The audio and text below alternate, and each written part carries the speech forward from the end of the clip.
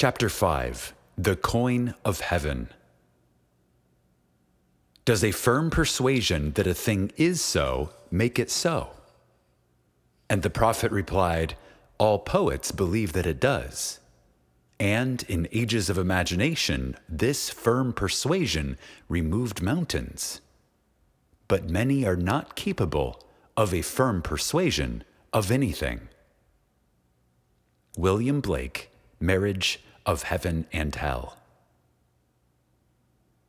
Let every man be fully persuaded in his own mind. Romans 14:5. Persuasion is an inner effort of intense attention. To listen attentively, as though you heard, is to evoke, to activate. By listening, you can hear what you want to hear and persuade those beyond the range of the outer ear. Speak it inwardly, in your imagination only. Make your inner conversation match your fulfilled desire. What you desire to hear without, you must hear within. Embrace the without within, and become one who hears only that which implies the fulfillment of his desire. And all the external happenings in the world will become a bridge leading to the objective realization of your desire. Your inner speech is perpetually written all around you in happenings. Learn to relate these happenings to your inner speech, and you will become self-taught. By inner speech is meant those mental conversations which you carry on with yourself. They may be inaudible when you are awake because of the noise and distractions of the outer world of becoming. But they are quite audible in deep meditation and dream. But whether they be audible or inaudible, you are their author, and fashion your world in their likeness. There is a God in heaven, and heaven is within you, that revealeth secrets, and maketh known to the king Nebuchadnezzar what shall be in the latter days. Thy dream, and the visions of thy head upon thy bed are these. Daniel 2:28. Inner speech from the premises of fulfilled desire is the way to create an intelligible world for yourself. Observe your inner speech, for it is the cause of future action. Inner speech reveals the state of consciousness from which you view the world. Make your inner speech match your fulfilled desire, for your inner speech is manifested all around you in happenings. If any man offend not in word, the same is a perfect man, and able also to bridle the whole body. Behold, we put bits in the horses' mouths, that they may obey us, and we turn about their whole body. Behold also the ships, which, though they be so great, and are driven by fierce winds, yet are they turned about with a very small helm, whithersoever the governor listeth. Even so, the tongue is a little member, and boasteth great things. Behold, how great a matter a little fire kindleth. James 3:2-5. The whole manifested world goes to show us what use we have made of the word, inner speech. An uncritical observation of our inner talking will reveal to us the ideas from which we view the world. Inner talking mirrors our imagination, and our imagination mirrors the state with which it is fused. If the state with which we are fused is the cause of the phenomenon of our life, then we are relieved of the burden of wondering what to do, for we have no alternative but to identify ourselves with our aim. And, inasmuch as the state with which we are identified mirrors itself in our inner speech, then to change the state with which we are fused, we must first change our inner talking. It is our inner conversations which make tomorrow's facts. Again, the whole manifested world goes to show us what use we have made of the word, of inner speech. An uncritical observation of our inner talking will reveal to us the ideas from which we view the world. Inner talking mirrors our imagination, and our imagination mirrors the state with which it is fused.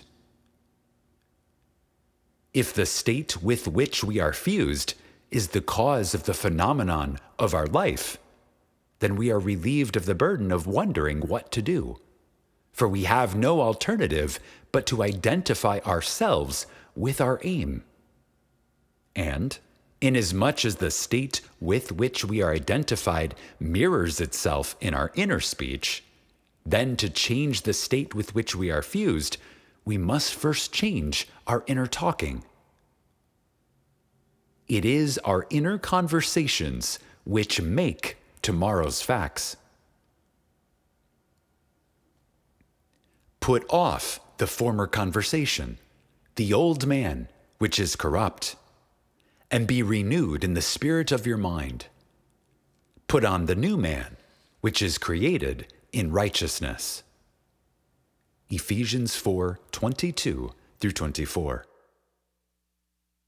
Our minds, like our stomachs, are whetted by a change of food. Quintilian. Stop all of the old mechanical negative inner talking and start a new positive and constructive inner speech from premises of fulfilled desire. Inner talking is the beginning, the sowing of the seeds of future action. To determine the action, you must consciously initiate and control your inner talking. Construct a sequence which implies the fulfillment of your aim, such as, I have a large, steady, dependable income, consistent with integrity and mutual benefit. Or, I am happily married. I am wanted. I am contributing to the good of the world. And repeat such a sentence over and over until you are inwardly affected by it. Our inner speech represents, in various ways, the world we live in. In the beginning was the Word, John 1:1. That which ye sow, ye reap. See yonder fields. The sesamum was sesamum. The corn was corn. The silence and the darkness knew. So is a man's fate born. The Light of Asia. Ends run true to origins. Those that go searching for love only make manifest their own lovelessness. And the loveless never find love. Only the loving find love, and they never have to seek for it. D.H. Lawrence. Man attracts what he is. The art of life is to sustain the feeling of the wish fulfilled, and let things come to you, not to go after them or think they flee away. Observe your inner talking and remember your aim. Do they match? Does your inner talking match what you would say audibly had you achieved your goal?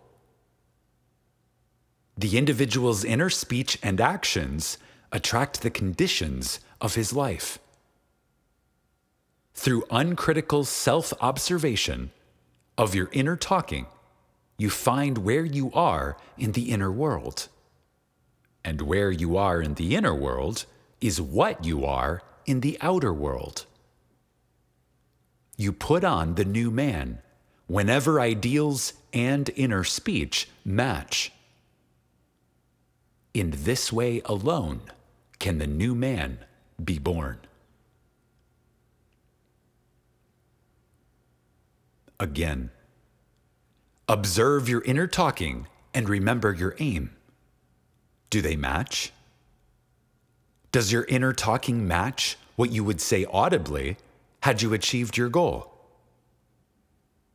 The individual's inner speech and actions attract the conditions of his life.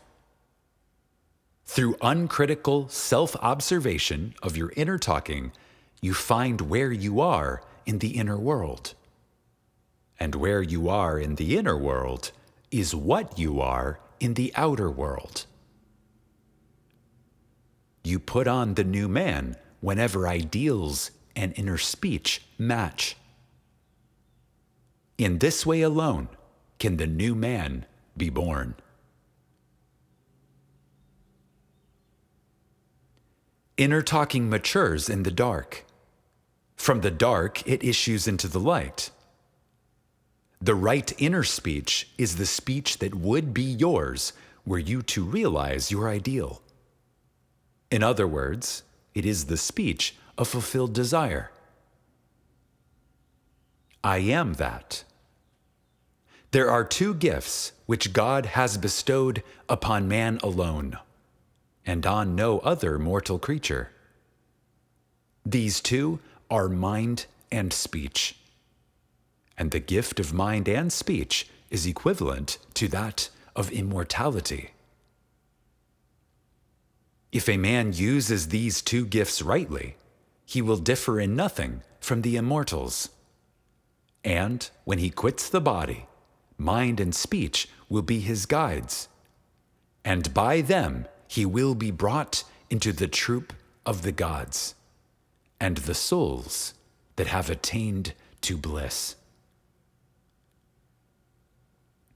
Walter Scott's translation, Hermetica, Volume 1, page 231, Oxford University Press, 1924. The circumstances and conditions of life are outpictured inner talking. Solidified sound. Inner speech calls events into existence. In every event is the creative sound that is its life and being. All that a man believes and consents to as true reveals itself in his inner speech. It is his word, his life. Try to notice what you are saying in yourself at this moment. To what thoughts and feelings you are consenting. They will be perfectly woven into your tapestry of life. To change your life, you must change your inner talking. For life, said Hermes, is the union of word and mind. When imagination matches your inner speech to fulfilled desire, there will then be a straight path in yourself from within out. And the without will instantly reflect the within for you. And you will know reality is only actualized inner talking.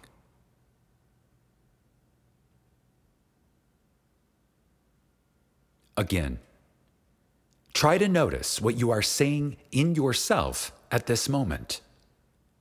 To what thoughts and feelings you are consenting. They will be perfectly woven into your tapestry of life. To change your life, you must change your inner talking. For life, said Hermes, is the union of word and mind. When imagination matches your inner speech to fulfilled desire, there will then be a straight path in yourself from within out. And the without will instantly reflect the within for you. And you will know reality is only actualized inner talking. Receive with meekness the inborn word, which is able to save your souls. James 1:21. Every stage of man's progress is made by the conscious exercise of his imagination, matching his inner speech to his fulfilled desire. Because man does not perfectly match them, the results are uncertain, while they might be perfectly certain. Persistent assumption of the wish fulfilled is the means of fulfilling the intention. As we control our inner talking, matching it to our fulfilled desires, we can lay aside all other processes. Then we simply act by clear imagination and intention. We imagine the wish fulfilled and carry on mental conversations with that premise. Through controlled inner talking from premises of fulfilled desire, seeming miracles are performed. The future becomes the present and reveals itself in our inner speech. To be held by the inner speech of fulfilled desire is to be safely anchored in life. Our lives may seem to be broken by events, but they are never broken so long as we retain the inner speech of fulfilled desire. All happiness depends on the active, voluntary use of imagination to construct and inwardly affirm that we are what we want to be. We match ourselves to our ideals by constantly remembering our aim and identifying ourselves with it. We fuse with our aims by frequently occupying the feeling of our wish fulfilled. It is the frequency, the habitual occupancy, that is the secret of success. The more often we do it, the more natural it is. Fancy assembles. Continuous imagination fuses.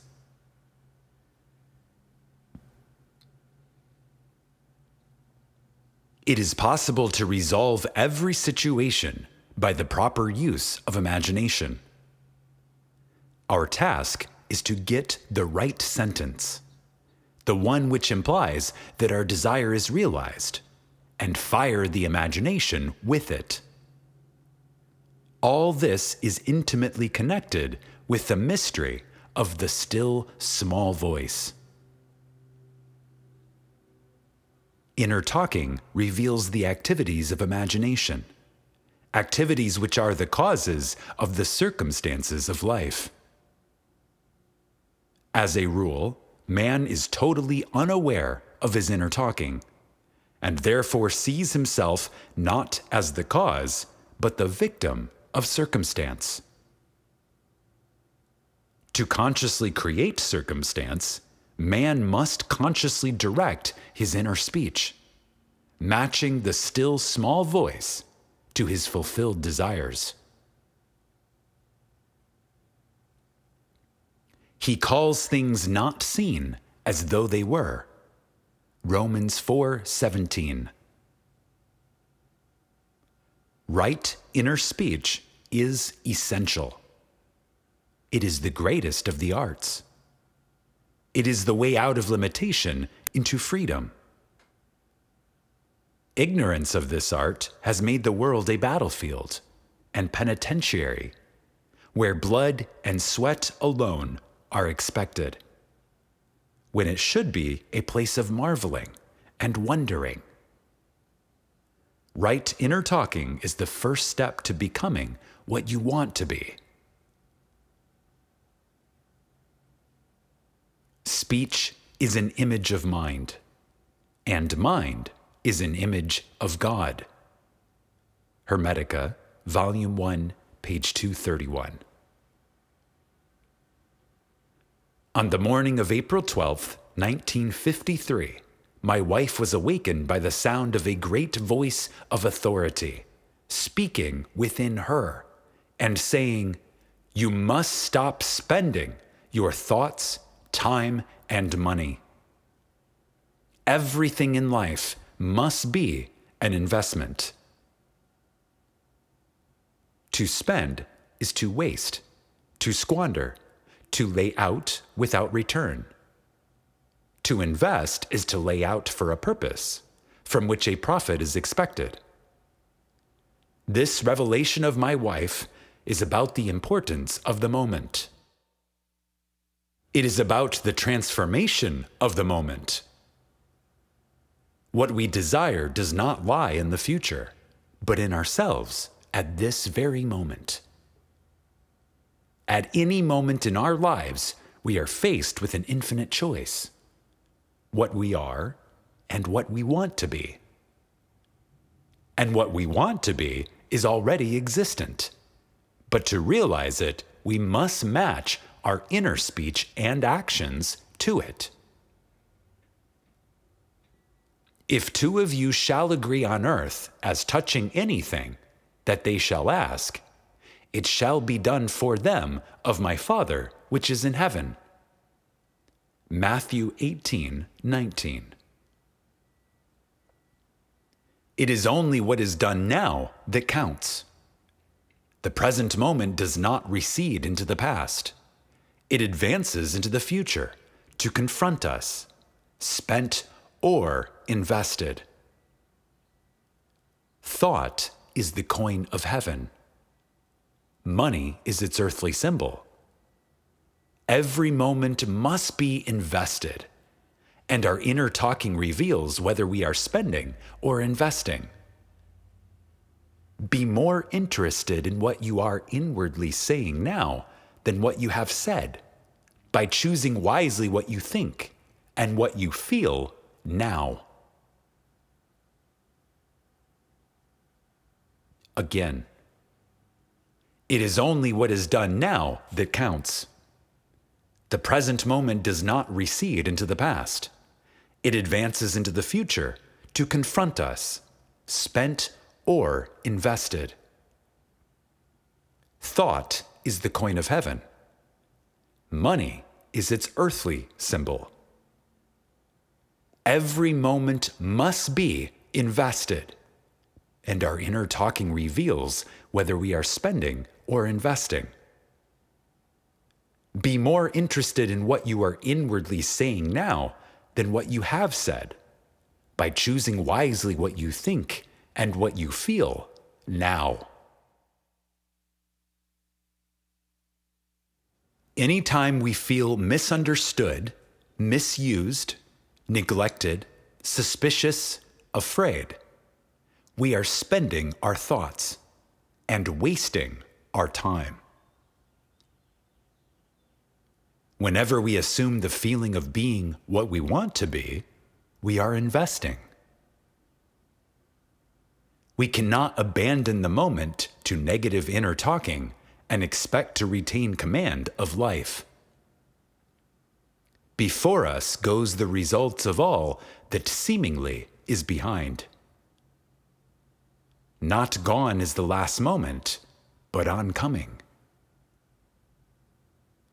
My word shall not return unto me void, but it shall accomplish that which I please, and it shall prosper in the thing whereto I sent it.